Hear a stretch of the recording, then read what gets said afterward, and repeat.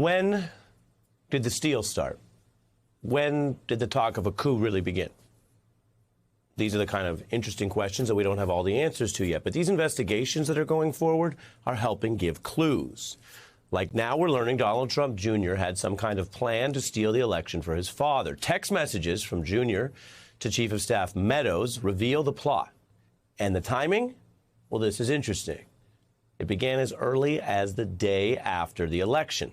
CNN reports there are texts that show a scheme that MAGA supporters wanted to pull off and that the committee investigating this has them. I should note, this is a CNN report, and NBC has not confirmed this as of right now. But according to that report, the texts show Don Jr. writing on November 5th, quote, "It's very simple. We have multiple paths. We control them all. As for the them and the details and the thinking, well, that's why people have to testify." Again, remember, other family like Jared and Ivanka already have. Don Jr. then says Congress can just overthrow the results. Quote, "We have operational control, total leverage," he says. "Moral high ground, POTUS must start second term now." This is interesting. It's potentially culpable for Don Jr., and it's also, I have to mention, ridiculous. You don't just get to start a second term that you never won. Now, we're talking about the inner circle, Donald Trump's son, and that goes to culpability because obviously the question becomes, if your closest aides, like your chief of staff and your son are doing this, then how much is it at your direction? What is your intent, the hardest thing to prove in criminal cases? This was, of course, just hours after polls closed. Trump Jr. was also pushing on the fake electors plot.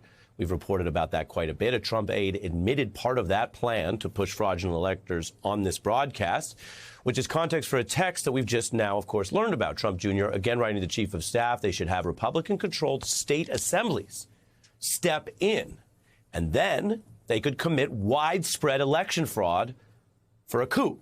Well, he doesn't call it that. He just refers to, quote, Trump electors, adding Republicans control PA, Wisconsin, Michigan, North Carolina. We get Trump electors. What you see on your screen in text, in writing, is coup talk. We lost the race. We know we lost it. That's why we need to overthrow the real electors, put in fraudulent ones, commit massive voter fraud, which anyone can go to jail for, and then stage a coup. That's what's on your screen. This is real stuff. Meanwhile, today, the criminal cases are showing their own type of progress. The DOJ, which at times has been criticized for not being aggressive enough, well, boy, they're scoring a win right now. They have the right-wing group Proud Boys. Their leader had pled not guilty, but now has cracked, pleading guilty to conspiracy to obstruct Congress on the 6th. Charles Donahoe, who led a North Carolina branch, admits the planning and is flipping.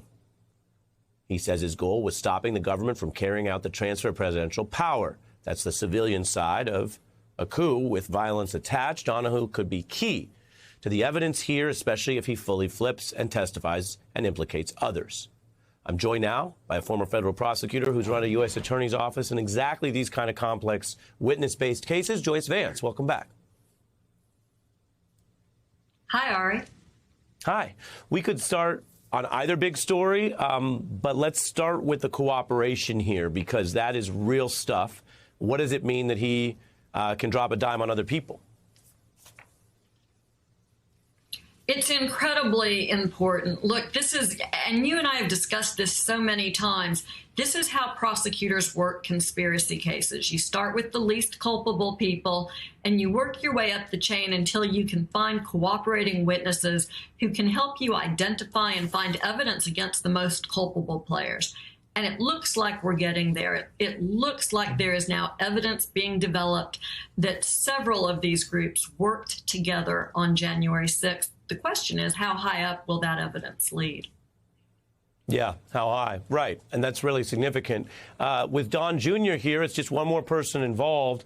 What does that tell you about how this plan was hatched to try to steal the election? So the text messages, which were sent, by the way, on November 5th, votes are still being counted for the election. Trump Jr. is already apparently making plans to deal with a loss in the election, which is very interesting, right? He seems to be acknowledging that loss. So you might want to know Where did his information come from? Who was he discussing that with? Did his father believe at that point in time that he had already lost the election? But ultimately, you know and I know that Donald Trump Jr., who does not have a law degree, did not come up with this design that he lays out in the text message. His lawyers have said that he just forwarded some texts that he received after the election. But, you know, it's not that simple. And to send it on to Mark Meadows, the chief of staff, with these very detailed plans makes you want to ask the most important question about this text message. When Trump Jr. says we control everything, who's we? Who's part of this conspiracy? And what can each of those people tell you about what they knew? Because something that I know to be true in conspiracy cases is once you find a smoking gun, there is someone who wants to cooperate, someone who understands that the defendant who cuts the first deal does the best. We're not there yet. This is a text message that the January 6th committee has in its possession.